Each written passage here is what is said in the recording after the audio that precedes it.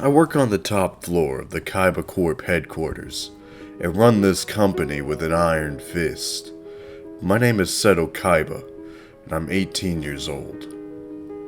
When I head into the office for the day, I go into the bathroom and look at myself in the mirror.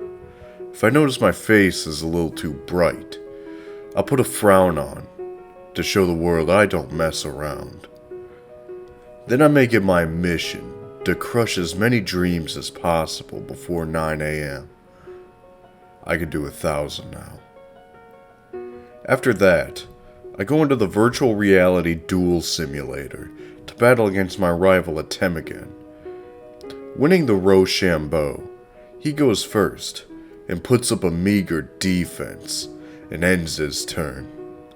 Using a Regeki, I destroy his pathetic monsters and follow that up with a summoning art to bring a blue eyes to my hand, and utilize a fusion sage to bring a polymerization to my hand as well. I use my 3 blue eyes to summon the Neo Blue Eyes Ultimate Dragon and enter the battle phase. I attack and bring him to 3,500 life points, and use Neo Ultimate Dragon's special ability to attack again by sending a Blue Eyes fusion to the GY, ending this duel without a challenge. There is an idea of a Seto Kaiba, some sort of abstraction, but there is no real me. Only an entity, something illusory. And though I can hide my cold gaze, and you can shake my hand and feel flesh gripping yours, and maybe you can sense our decks are probably comparable, I am simply not there. I'm a big fan of card games, right? It all started when I was a young lad. I would watch Yugioh early in the morning with my brothers, and we would make the cards ourselves on pieces of paper and cardboard. I'm also a big fan of roguelikes. I played the original Flash Isaac, and ever since then I've been trapped deep in the sauce. I'm sure you know where I'm heading with this. Roguelike card battlers. They're a very popular subgenre of the subgenre. With my extensive experience in the 2 aspects that make it up, I'm sure you think I'm a really big fan of it. The truth is, I've just never really been interested in any of them. I would always hear how good they are, but none of them just ever caught my interest. Well, that changes today. Or really like 2 weeks ago. I decided to pick up 4 popular roguelike card battlers, just to see what all the fuss is about. And let's say, the results have been varying. So, let's start it off with the very first popular one, Slay the Spire. I was able to get this game on Xbox Game Pass, as well as it being the inspiration for the video. As far as I know, this was the first roguelike card battler to really hit the mainstream. Though, I'm only one man with a limited viewpoint, I may be wrong. This game is extremely faithful to both genres it pulls from. There's 4 characters, with several deck variations between them, allowing for a lot of choice when it comes to the deck building aspect of the game. But you can't just run any engine you want for every run, as this game only gives you around 10 cards at the start, needing you to rely on random drops to build a cohesive deck. This is the start of my issues with this subgenre, as when it comes to card games, my favorite part is discovering synergies and strategies for the decks that I build. And I get plenty of that in Slay the Spire, and it is immensely satisfying seeing the synergy develop as you go through the acts. But when I see potential in a deck, I want to see that potential realized. And that's a little hard when you have to rely on random drops. And if you have a bad deck, you just can't go workshop it to get some life out of it. Each character has a couple of deck archetypes that they fit into. but none of them are lacking or even contain much variation between the characters. The Ironclad has the simplest decks, I feel, normally going the route of playing a million attacks in one turn, or having so much defense that it doesn't matter how long a battle will take. The Silent, who is personally my favorite character, has decks revolving around utilizing poison and status effects to burn an opponent down, as well as other decks that allow you to draw and discard almost your whole deck in one turn. I always tend to have a lot of fun when I play this character. Next up is the Defect, who is a bit of a weird one. I probably have the least amount of experience with this guy, but it has this channeling effect where you get these tokens that give you buffs while you have them, and massive boosts when you expend them. I usually ended up with the same deck every time, where I just generated so many tokens in one turn to kill my opponents as fast as possible. Finally, there's the Watcher, and hoo boy, I hope you brought your T81 calculator. This character has mastered the divine stances and has a lot of pretty complicated deck strategies. I use this character a lot to try and learn them, and by far this is probably the most powerful character, allowing you to deal hundreds of damage in one turn. Unfortunately, she is very much a glass cannon, and if you aren't careful you can be almost one-shot in one turn by even the most basic of mobs. Like any good roguelike, this game has very many risk-reward mechanics, even as little as deciding the path you're going to take through the dungeon. These random events, bosses, and shops you visit all help out by giving you potions, cards, and relics that can be used to supplement or sometimes even define the engine you are running. But ultimately, Slay the Spire left me feeling mixed on how these roguelike elements were implemented. It just felt terrible to put all this thought into a specific deck instead of relics just to know that I would likely never have them again. While these mechanics feel great most of the time, as well as adds tons of replayability to the game, at the end I couldn't help but feel like I would have rather taken either or.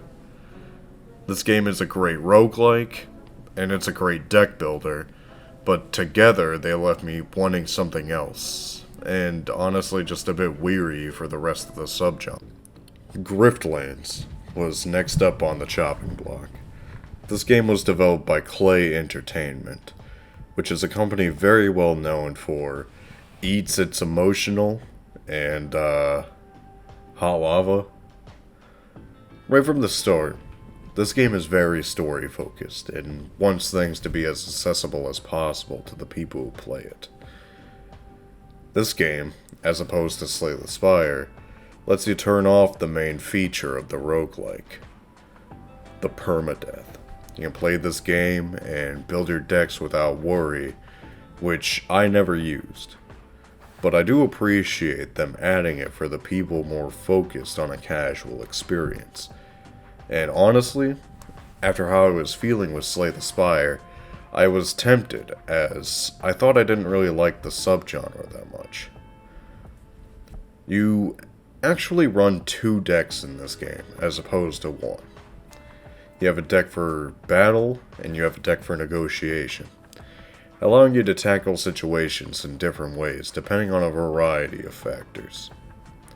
Often, I found myself trying to use negotiation to save my health, but this would come at the cost of less resolve to ask for help, and people tend to hate you a little more when you talk your way out of shit, and people just can't really hate you when they're dead.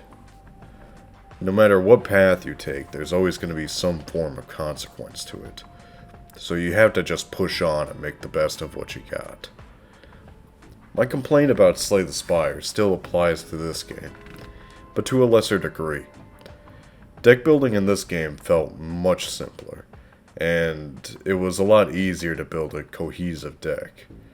It also helps that the runs in this game are a lot longer lasting around 5 hours as opposed to the hour like Slay the Spire had. While I did miss how complex you could get with some of the decks in Slay the Spire, I just felt that the simpler deck building in Griftlands complemented the roguelike style much better. Admittedly, I'd only used Sal and Rook, but as far as I could tell, there was only about 2 engines that you could use for either character, with a central idea and gimmick associated with them. This game is also not nearly as punishing. You can go to various shops to buy weaponry or buffs to help you out in combat negotiations, as well as plenty of sources for healing for both your resolve and your health. This allows you to prepare as well as you can, allowing you to get temporary bonuses if you feel like you have a tough fight or negotiation ahead of you.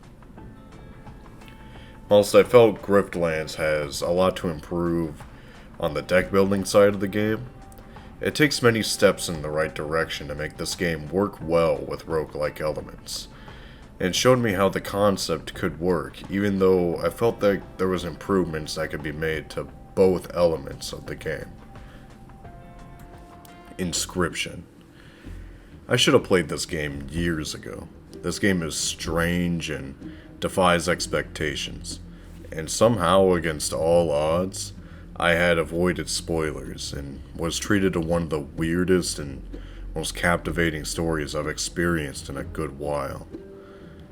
I'm not going to be talking about the story too in depth, since I don't want to spoil it for you, but I recommend if you do find your way to that Steam store page and purchase it, try to go in blind, as I think that's the best way to experience this. Along with a fantastic story, Insryption has a very satisfying gameplay loop with these super short battles of give and take, where the first to have 5 points over the opponent wins. The game usually tends to put you in these positions where you're at an inherent disadvantage and need to use every advantage you got to scrape by. The game is aware of this, as there are very many infinite combos and strategies that you can use to just kind of break the game. But overall, I found the deck building aspect in this to be even simpler than Griftlands, or really anything else on this list. But you'll hardly notice, as most battles tend to be over in 1 or 2 turns. And if they aren't, God help you. This game really is just a good example of how far you can go with a simple concept. But unfortunately, it's kind of hard for me to call this game a full-on roguelike, due to a few things that happen as you progress through the game, and I can see people getting annoyed with it due to that. This game was incredible, and easily the best example on how to make a roguelike card battler I found while making this video. So if you're looking for some big takeaway or some deep message, just play Insryption. The last game I played for this was Across the Obelisk, and I was immediately turned off by your typical Paradox shenanigans. DLC costing more than the game itself? Check. The Paradox browser auto-downloading itself and telling me they need to sell my information, or else I can't play the game I just fucking bought? Check. An overly complicated tutorial with way too much information given to the player just starting the game. Also check. But bravely, I pushed on despite everything, and found a game that's, just okay. Honestly, I think the coolest aspect of this game is probably the 4-player co-op. I can see this being a lot of fun if you had your character level up a good amount. Just starting fresh seems like it'd be kind of frustrating, as this game isn't a roguelike. It's a roguelite. That's right, you can't just come in and beat the game, because you need these perks you get, which you will have none unless you get in there and start traveling across the obelisk. Or something. I'm fine with this game being a roguelite, as it allows for a lot of customizability for your heroes. Along with the 4-player co-op, this game makes use of 4 heroes you start your adventure with. Kind of like Darkest Dungeon, another game that I love. But there is not as much focus on party comp as there is in Darkest Dungeon. The game just kind of tells you which heroes go in which spot, which I think that's just kind of a missed opportunity. The deck building in this is a little basic, admittedly, but it has its charm, and gets more complex as you unlock cards and archetypes to build your decks around. I also tended to not think about it as much as Slay the Spire, Griftlands, since I had 4 decks this time to worry about instead of just the 1, because I ran this solo. The first 4 characters you get are the default Dan types, pretty much jack of all trades, master of none for their respective classes. And you can pretty much just fit any engine into the character, which is fine, because you can do more quests to unlock more characters that specialize more into specific builds. Overall, while I don't think this game was as bad as I had heard, it doesn't do much for me personally, as I felt it was a lot more generic compared to the previous 3. I don't think this is a big problem, as this is a very niche subgenre to begin with, and I imagine if you're a fan of the previous 3, you'd probably be a fan of this one as well. That is if you can get past the regular paradox interactive bullshit. My biggest issue is that, ultimately, I don't think I'm a very big fan of this subgenre. What I want from a roguelike and what I want from a card game just conflicts with each other a little too much for me to really say that my opinions have changed too much from Slay the Spire. But these games have made me see the merit of the subgenre. All the games I played have this depth hidden inside, and I understand why it suddenly blew up. And I think it's good to see more card games and card battlers not made from the big 3. So, if you got an idea for this stuff, just put it out there. Obviously this stuff works. And who knows, maybe in the future I'd find something else like Insryption that will just absolutely just hold my attention and take over my life for a little bit like it did. Thanks for watching.